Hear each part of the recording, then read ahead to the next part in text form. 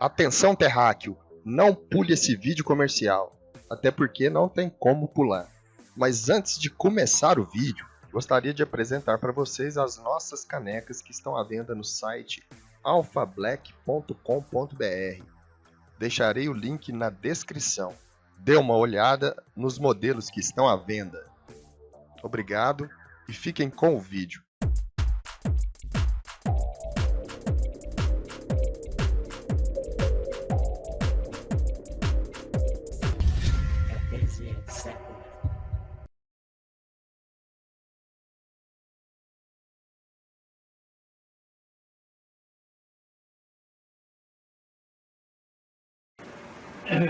My mission, you might say, is to tell people what I know about anti-gravity electromagnetic propulsion systems.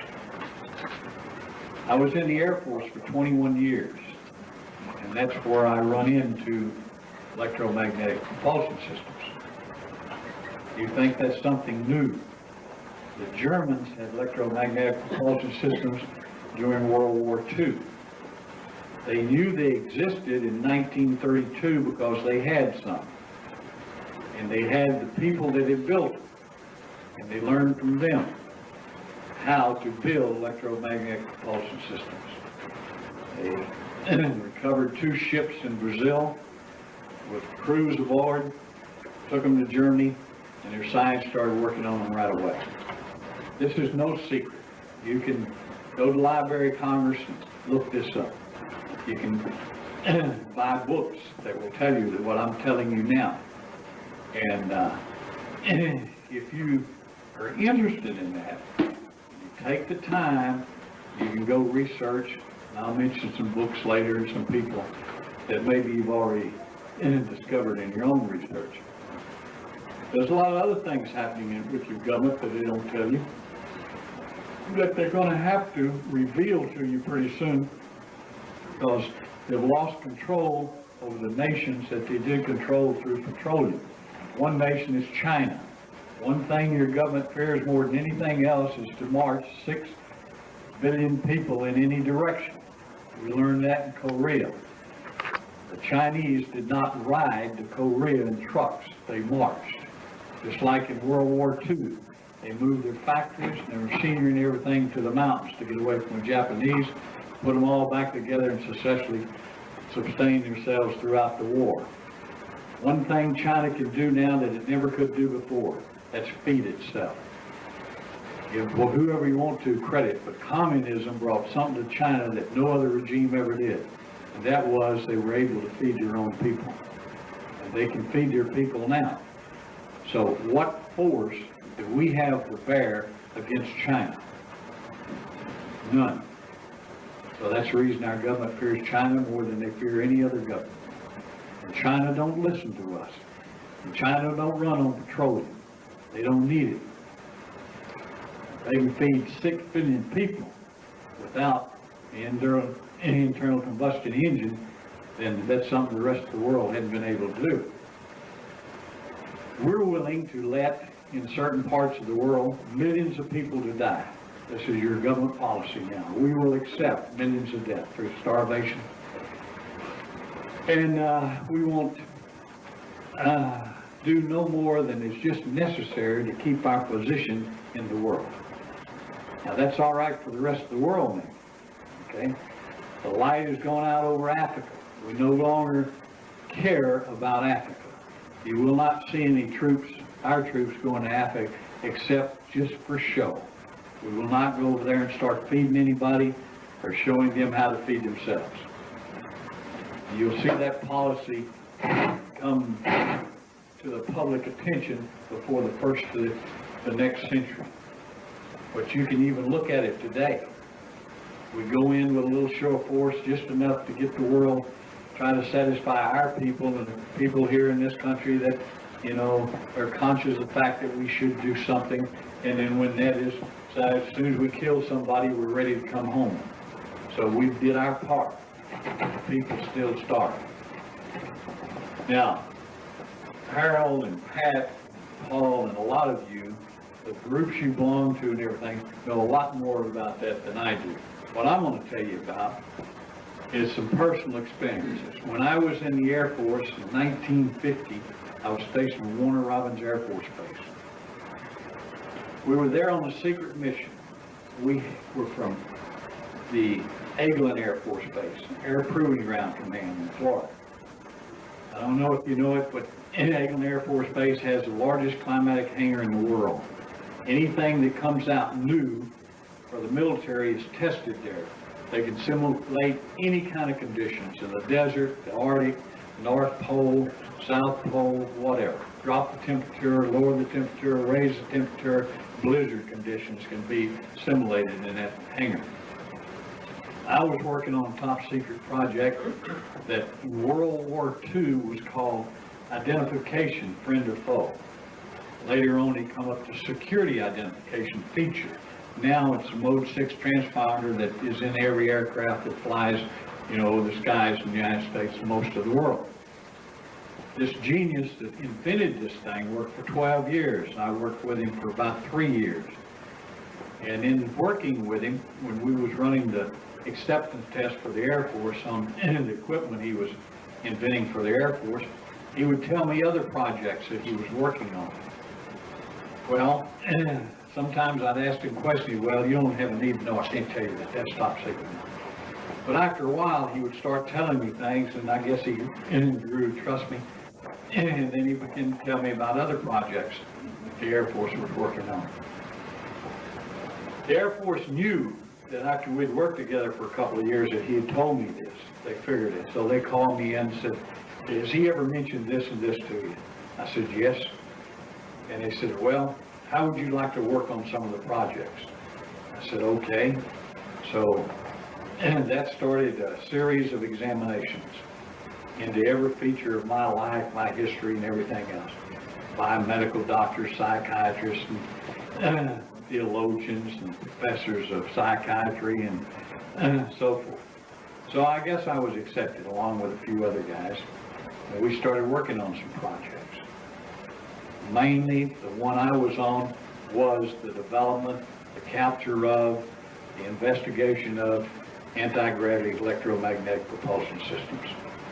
Most of you know that as UFOs, but they're not unidentified. They've been identified for over 50 years.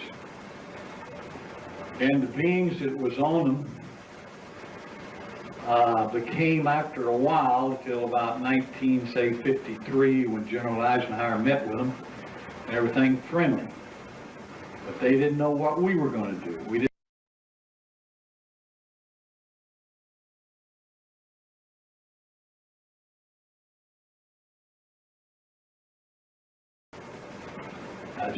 Just ask yourself that. Why are they here? That would be the most important thing that your government would want to know. That's what they tried to find out. This is an advanced civilization, 4 of them. They come from different places.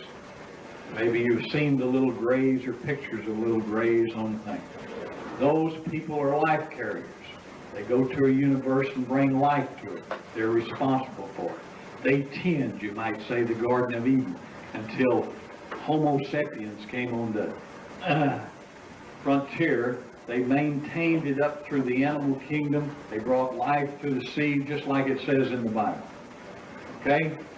And they brought the first Homo erectus to this planet through changing the DNA codes of the evolutionary characters that they had caused to be seeded and raised on this planet, just like they did to a race of people on Mars thousands and thousands of years ago. And on other planets in other solar systems within our universe, which this universe in which we're in, which is out on the Andromeda galaxy, way out on the, not too important really. The place in which they come from, the Greys come from, in the constellation of Orion, it's the center star of the belt. And the planet that they come from, the solar system they come from, around that star is Tayeti Yeti.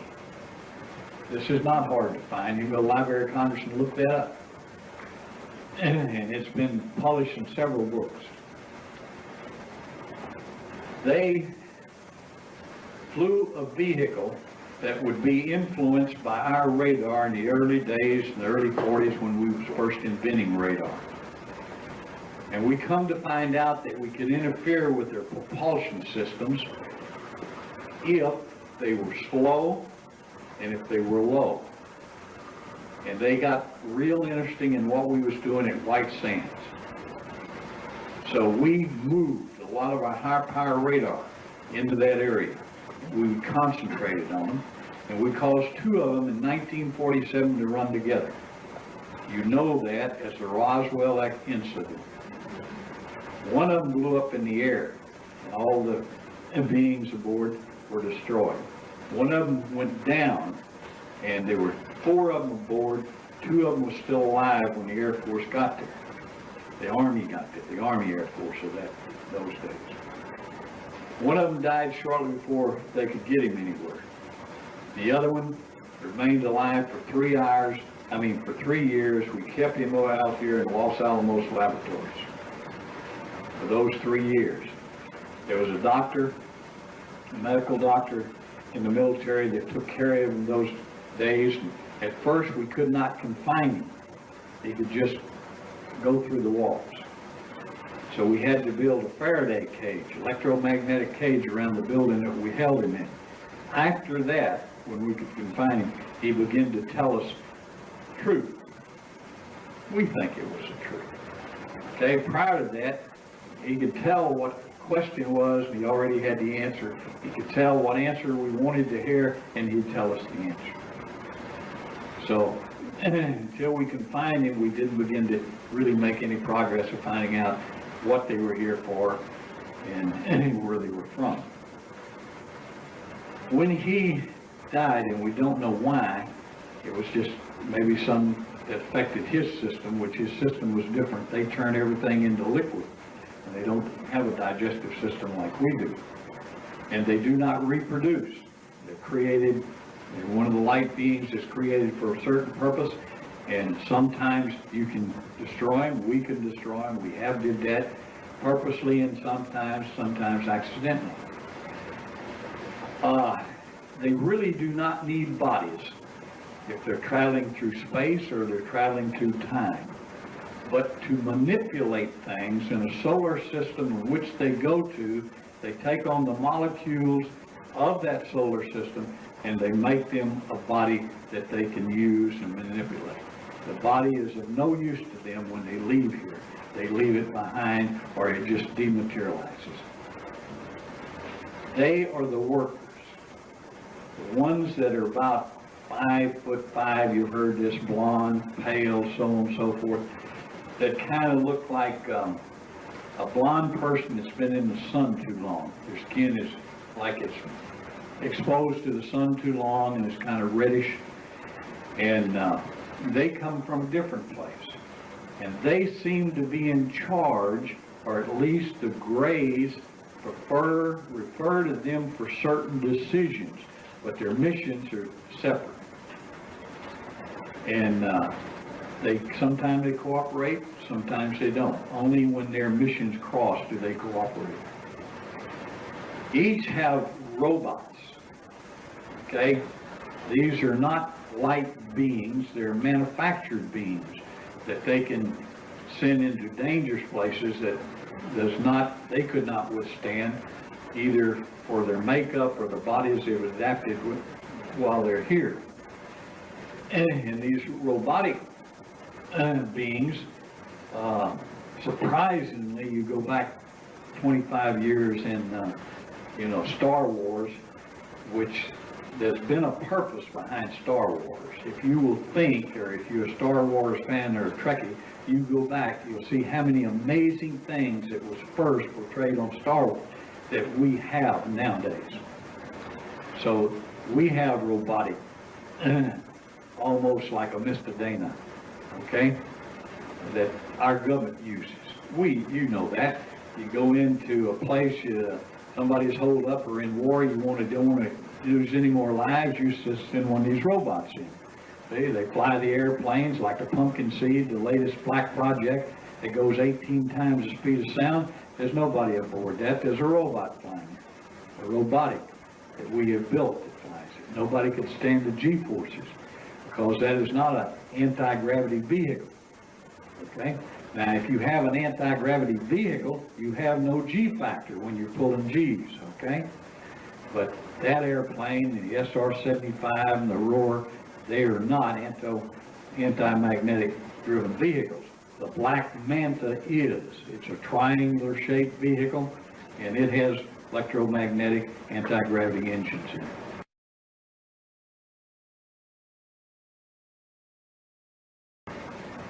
The Air Force flies those out of Kirkland.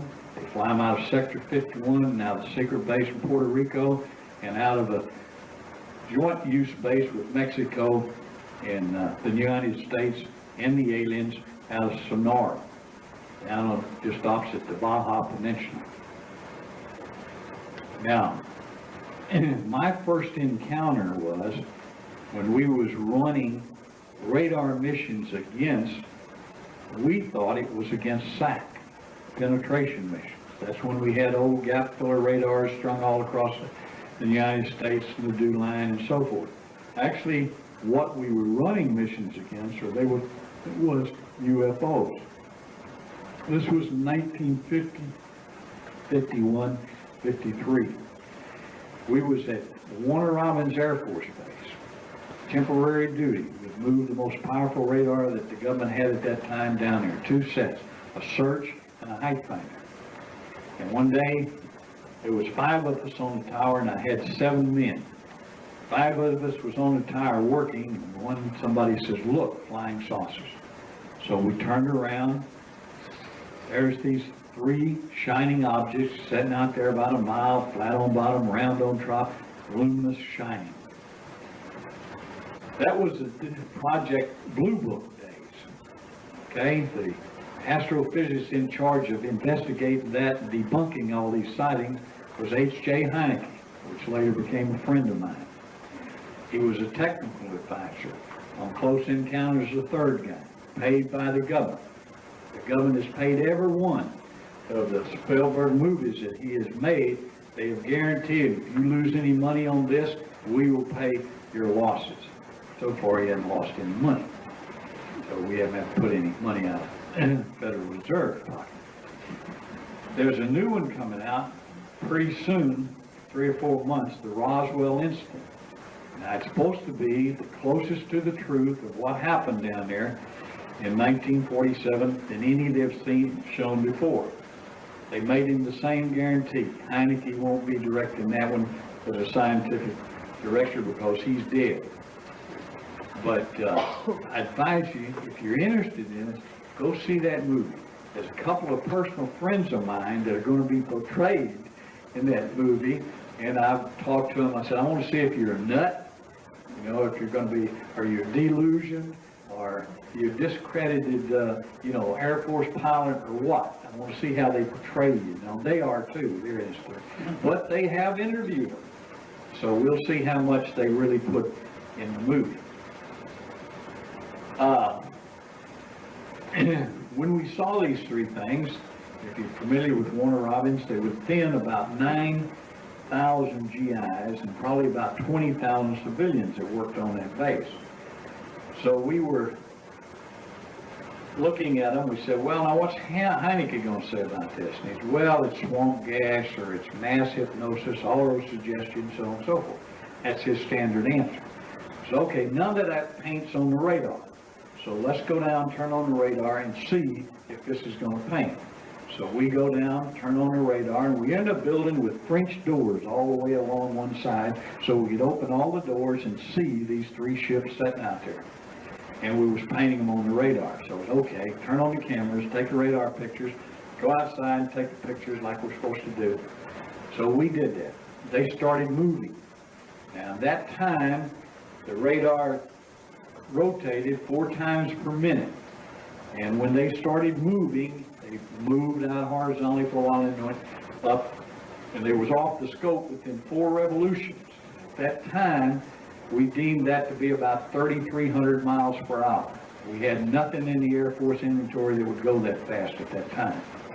We had nothing in the inventory that would set still and hover like that either. So then we say, all right, we're going to report this. And we decided, well, we're not going to report this. You know, you're going to be sent over to psychiatrists. Why you want out of the Air Force? And then they keep badgering you, you know, until you say you didn't see nothing and so forth. That was the usual procedure. Or you was threatened if you kept saying you saw something. So we said, you know, all these civilians and all these military, somebody else has seen this. So we're going to see what comes out in the paper. Sure enough, the next day there was hundreds of people that seen these things sitting there and seen them move off. So they called for Heineke, and it comes out in Project Blue Book, the local paper, about 3 months later. Yeah, it was swamp gas, all those suggestions, mass hypnosis. And we're sitting there, none of that paint's on radar. So then I got interested in seeing what else the Air Force knew in other reports. Well, I was a Conrad courier that carried the war codes that are sent out by the president. If you ever watch the president, there's a warrant officer by his side all the time. He has the launch codes to all the nuclear vehicles. And it's passed down through the Air Force to men. They're always in control of those codes, and you're armed and you're sworn to shoot the other one if he's going to compromise the codes. So I had a top cryptographic top secret clearance. So I'd go in the center and I'd watch all these messages come in of all incidents where these UFOs were sighted. And I got to learning, hey, there's a lot of this going on. And then other people that had the same type of clearance, I'd begin to discuss, you know, this with them. And about that time when I'd learned this is when the Air Force decided he knows more than he should know. So we either take care of him or we bring him in on the project. And that's when they offered me the opportunity to go to work on secret projects as far as anti-gravity electromagnetic vehicles. So for years my job was, like Heineke was as a civilian, mine was as a military investigator, to debunk anybody that had any kind of incident or sighting or so on and so forth. My job was to go see them, convince them this did not happen, so on and so forth. If I couldn't do that, and members of my team couldn't do that, then we turned it over to other people. Their job was to coerce, threaten, or eliminate people that they could not control.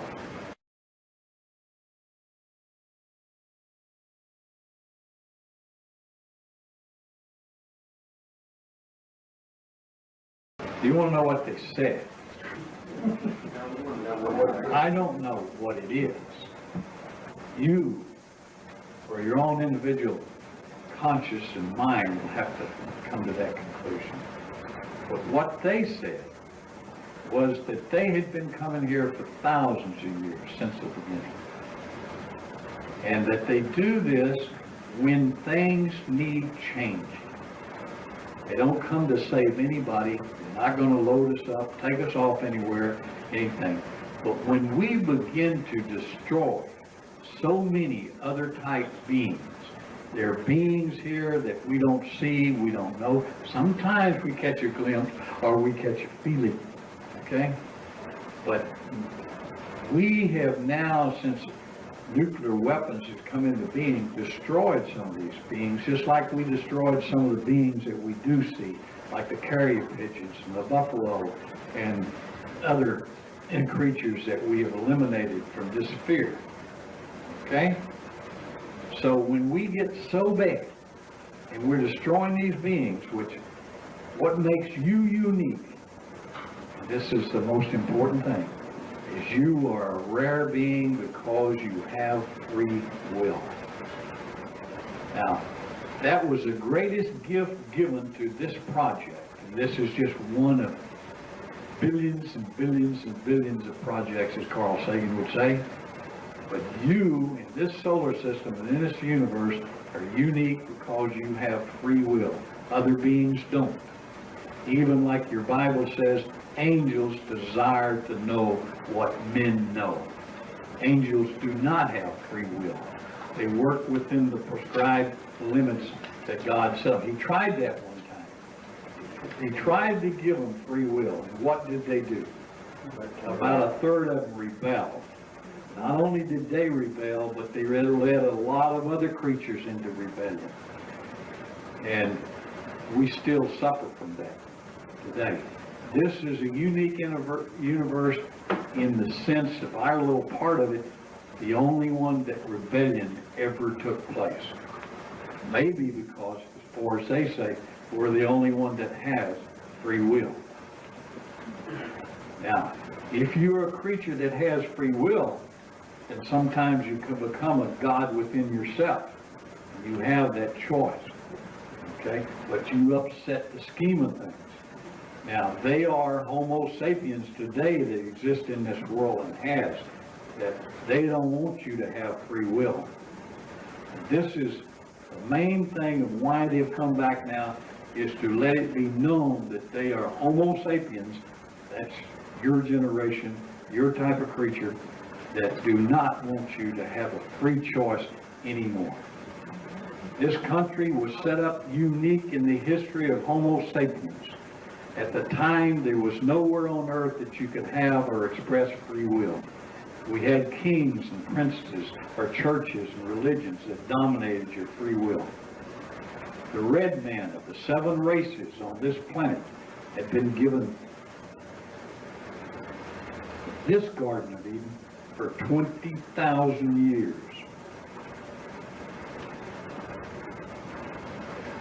And they took care of it.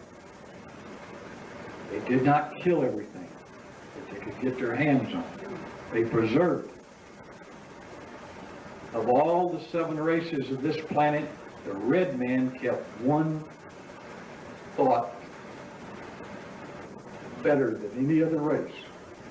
And that was one God, God in all, and all in God. And when the white man came, he began to destroy this Garden of Eden, just like he had destroyed the Garden of Edens that they had created other places in the world.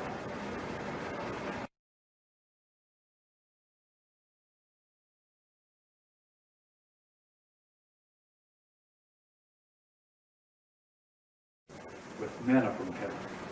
You know what that was? The buffalo.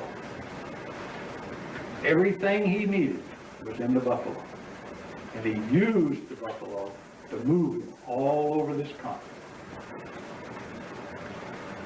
And now he's leaving, like there are other beings leaving, like the porpoise is leaving, the elephant is leaving. The porpoise no longer can run free in the oceans. We've polluted them, we've killed them, so on and so forth. So they're volunteer to leave. You hear mass suicide. They just don't breed like they used to. Elephants are leaving. Their habitat are being known. Besides you, of all existing creatures that you might say are flesh and blood, you know, the porpoise and the elephant is the next 2 most intelligent beings on our little planet. They're leaving. What about us? It took 500,000 years, so they say, for Homo erectus to evolve and reach his highest state.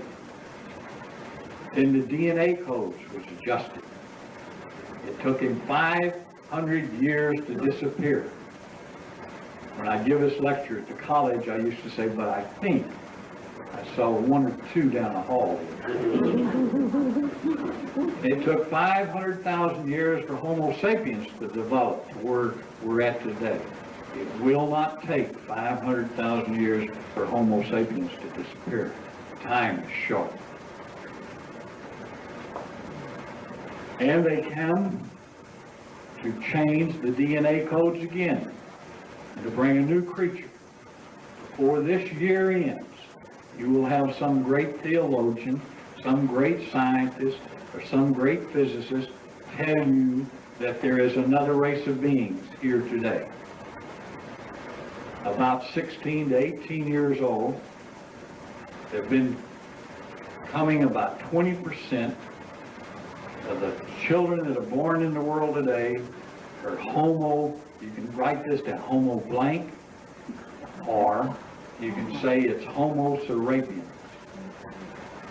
Now that's two different qualities. The difference between Homo sapiens and Homo sapiens is that the rapiens, you might say, are more the sons of God than Homo sapiens are. It's a rebirth of the time that when the sons of God saw the daughters of men and saw that there were comely that came into them and giants was born in the land, and then men lived to be 900, 600, 700 years old. That's taken place again. You can get a book called Abductions. I think it's Ted Mack or Ed Mack, who is a medical doctor that uses hypnosis to progress people back to the time that they first had a contact with an alien and so on and so forth, and they got impregnated, or they took, the eggs from her, or so on and so forth. All of that now is not every case. That's not true. A lot of people, they want to write a book about this thing. So, but I want to tell you, your government can do the same thing. Your government, the CIA, and other intelligence agents can convince you that you've been seduced by an alien and you're pregnant and you're going to have a child, okay? They're masters at doing it. We learned how to do that in Korea. We learned from the Chinese, okay, brainwashing. It's very simple now. You don't have to do anything. You go get shots. We get more shots than any country in the world. All you have to do is have the right thing put in by any doctor, especially in the military. You got to go all the time. Oh, we're going to get a tetanus shot. Well, maybe it's not a tetanus shot. And maybe you go to your civilian doctor. Well, I'm depressed. I need a shot. Well, maybe you get what you think you're getting, and maybe you don't. In the future, you probably won't get what you think you're getting. Okay? Now, if you read that book, write that down, because it's going to explain a lot of this for you. It's Abductions, okay, by either Ed Mack or Ted Mack, an MD. I forget how many, 500 or something cases he's investigated and regressed these women that had, an encounter with an alien. And in all cases, he has found that the women, after a while, maybe not at first, but after a while, they volunteered to do this. And some of them, most of them, will come to love the creature that they brought into the world. Maybe they brought it here, maybe it didn't. All they needed was the embryo to experiment on. They took it sometimes after 3 days, okay, sometimes later. Now, why? Why would these people want to do this?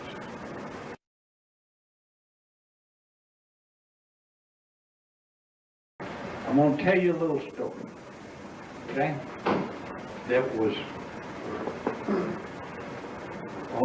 given to us in one of their conferences, okay, and it's been passed down ever since. There were some light beings that came down to study this earth and the beings that existed here. And they found one type of being that stayed in one place all its life. And it took what it needed from the earth, it took what it needed from the air and from the sun, and as it would progress and grow and everything, other things would come and take what they needed to exist from that being. And then when the being died, it became part of the ecosystem, and it regenerated itself, and it regenerated other things that depended on it. That being became part of this world, and learned how to exist, and became part of its ecosystem. Then they found another being. Now this being could move, and moved all over the world it found itself in, and it learned how to survive. But even when it died, it became food or something else for other beings. Just like when it lived, it used other beings for its existence and for its shelter, or for its substance to exist. There was another type being. Now, this type moved, but it killed everything. It took it and it killed it not to exist. It never became part of the ecosystem, but it just destroyed for the sake of destroying. And it eliminated some of the other beings totally from the face of the earth. So when the light beings went back and they reported to the life givers, they said something should be done. They said this third type being, he hadn't learned how to exist in his environment. He has not become part of the ecosystem, and he destroys everything he gets his hands on. Fact of it is, he may be an alien to that world. So they went before the Ancient of Days and said, well, we suggest you get rid of the third person. But the Ancient of Days, they thanked them for their report and said, well, we'll study this matter. So they did. Later they came back, they told the light beings, well, we could destroy it. But we've decided that we will take on some of their characterization, and we will pass on to them some of our characterization. And we'll create a new being. We'll raise this being to a higher level. Now, what are we going to take from it? What would be a new experience for us? We will take some of his emotion, because light beings do not know, the grays do not, neither do the neophyte. They do not know hate, jealousy, or fear. But in the same way, they do not know love, compassion, and pity. So that's why and what they tell us that they're here for.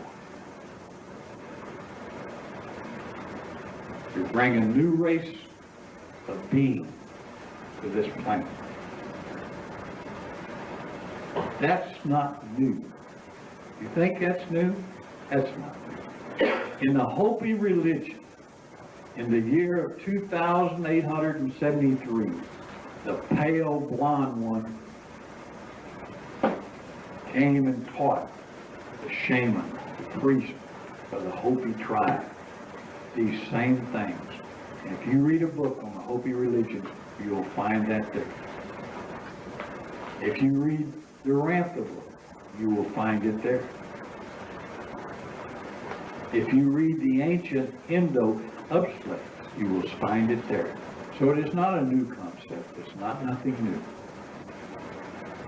Now I want you to ask yourself, what I've told you so far, is it going to make any difference in your life tomorrow? Now, Harold, Paul, Pat, they could tell you things about your government, but you better wake up, and you better change, and get interested in changing your life tomorrow.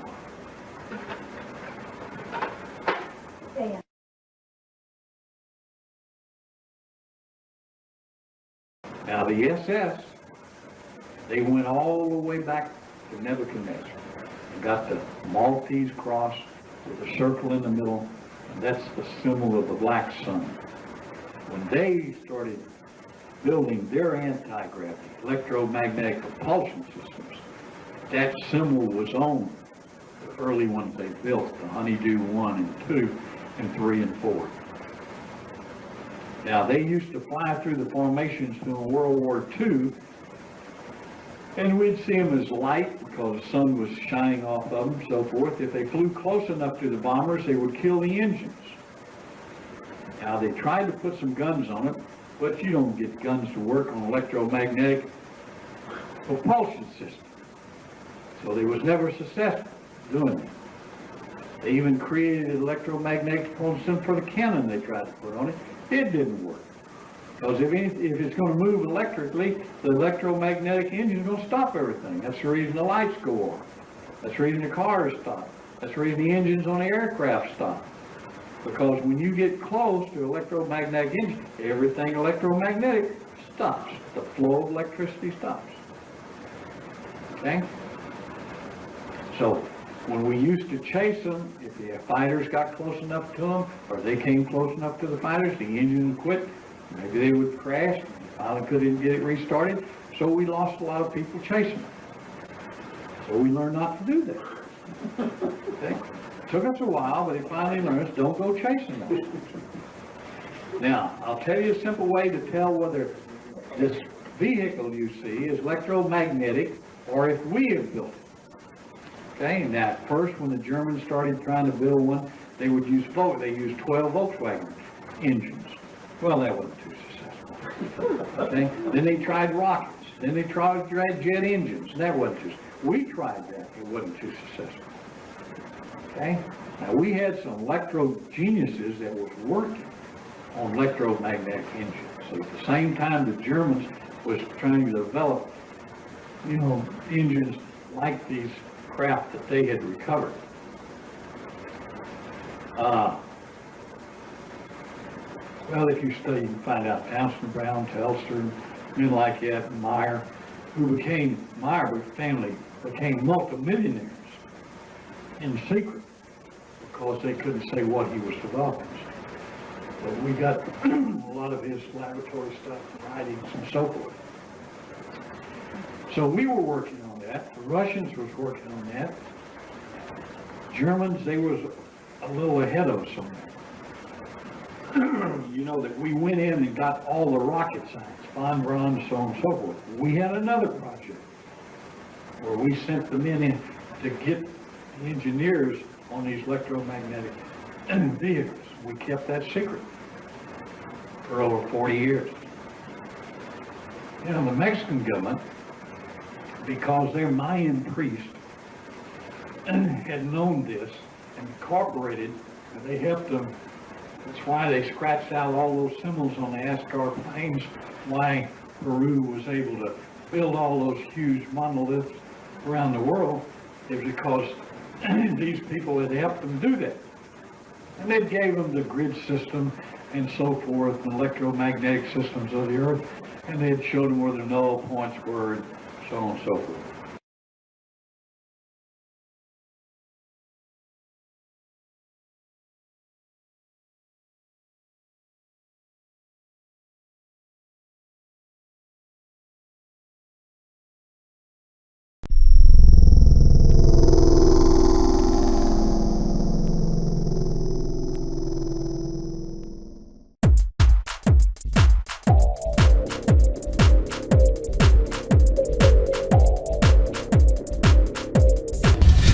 Busy and separate.